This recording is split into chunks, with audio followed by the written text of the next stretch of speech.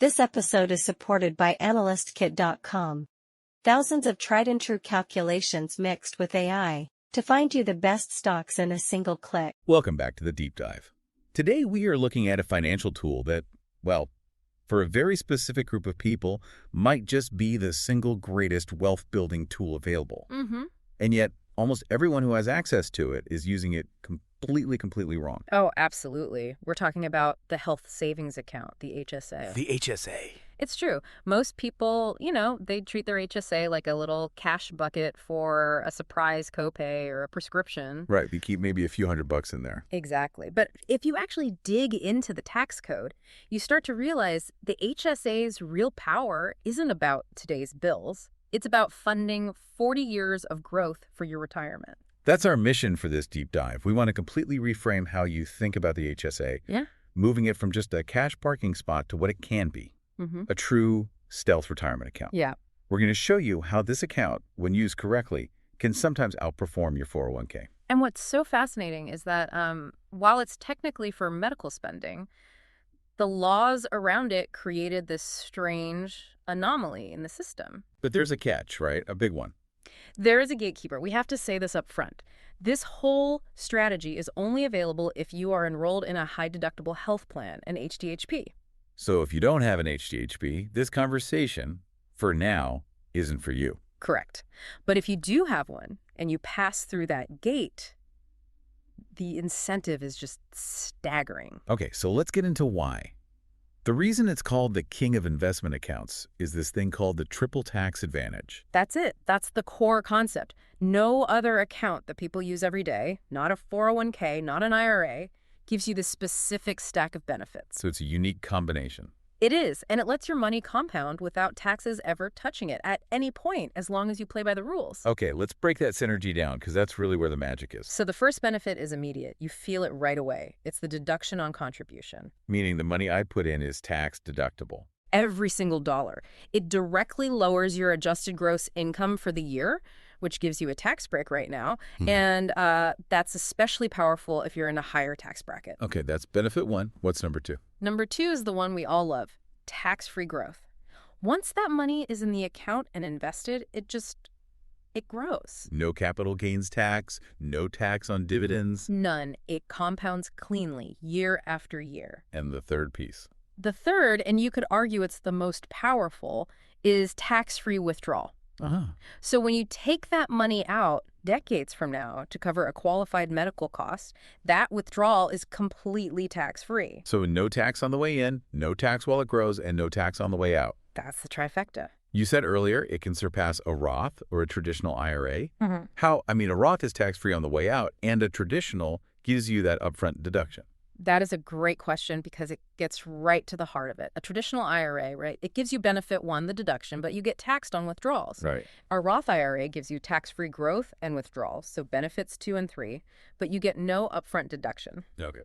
The HSA is the only tool for the average person that delivers all three, the full package.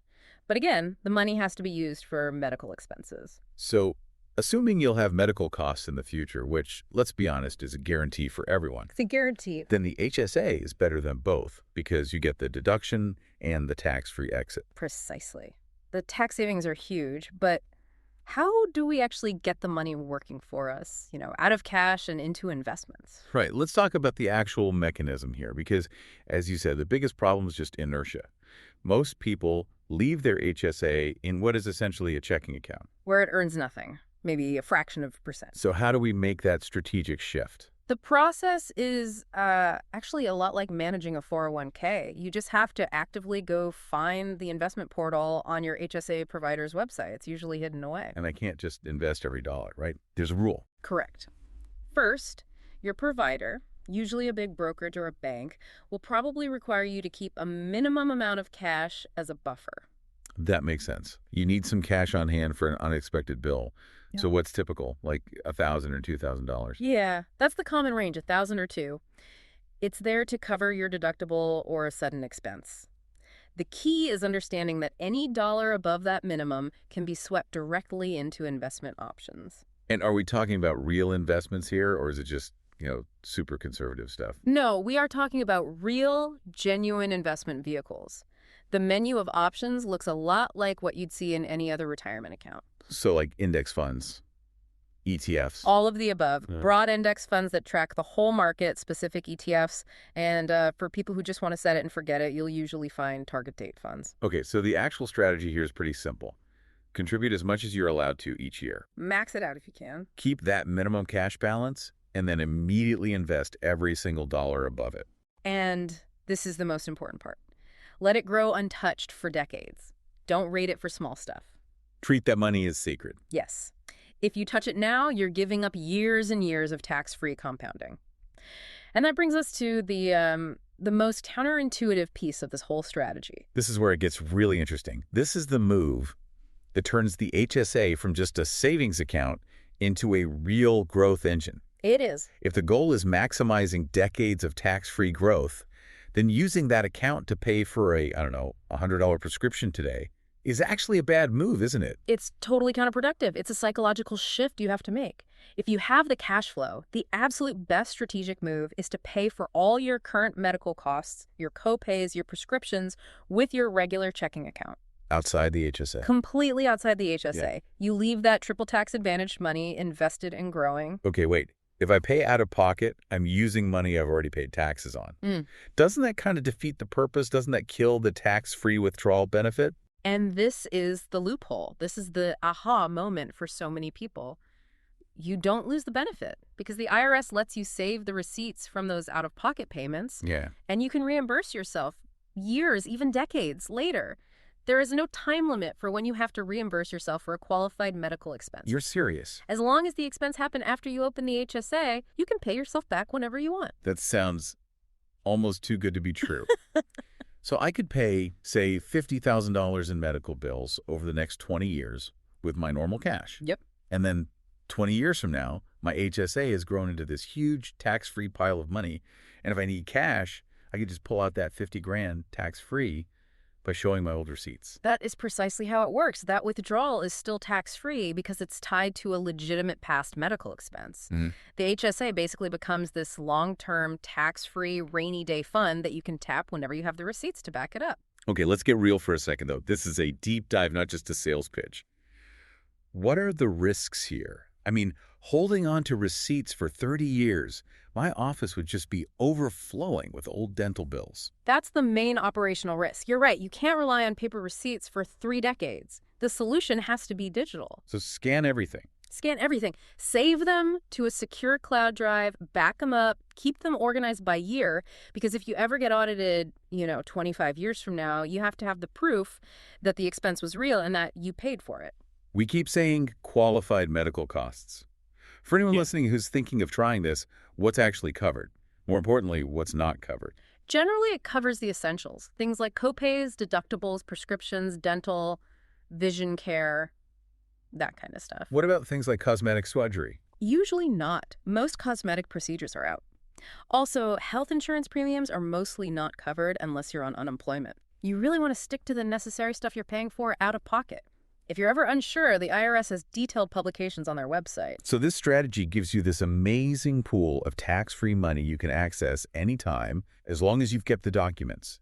That's incredible liquidity. It is. It creates this unique safety valve, and it gives your investments the maximum possible time to grow. Which naturally brings us to the biggest cost for most of us later in life. Yeah. Healthcare and retirement. Right.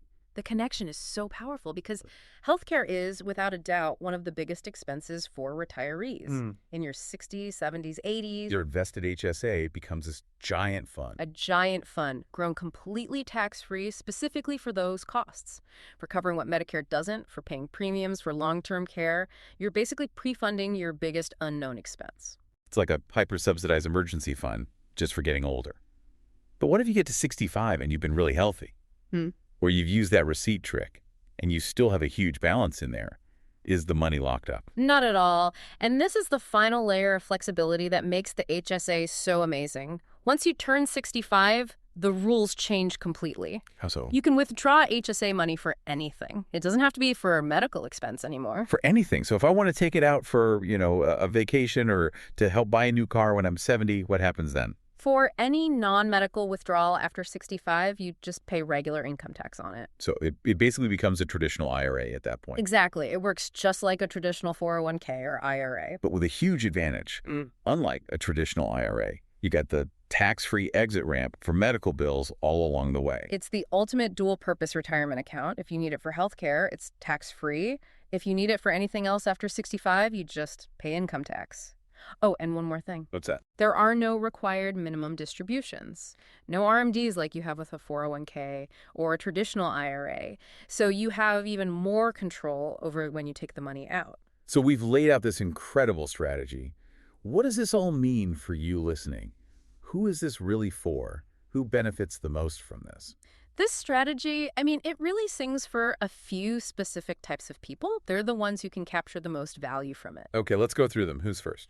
First, it's for people who can afford to pay their current, smaller health costs out of their regular budget. Right. If you're living paycheck to paycheck and you need that HSA balance to cover a bill next week, this investment strategy just isn't going to work. You need that cash. It's not for you in that case. Second, and this is maybe the most important group, young people.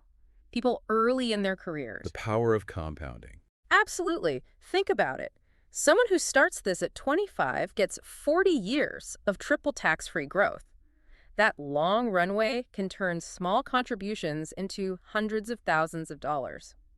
Someone starting at 45 only gets 20 years, which is, it's an exponentially smaller outcome. So the earlier the better. Who's next? Anyone who's already maxing out their other retirement accounts. Their Roth IRA, their 401k. It's the next logical place to put your money. It's the next frontier for tax advantage growth. It gives you a third bucket to shelter money from the IRS while you're building wealth. And finally, high earners, people in a high marginal tax bracket. Because they get the biggest immediate bang for their buck. Exactly. If you're paying, say, 30% tax on your last dollar earned, every dollar you put in that HSA is like an immediate 30% return because of the tax savings. So the high earner gets the huge tax break now. The young person gets the massive growth later, and pretty much everyone gets that amazing flexibility in retirement. That's a great way to put it. This has been a really fascinating deep dive. So let's do a quick summary.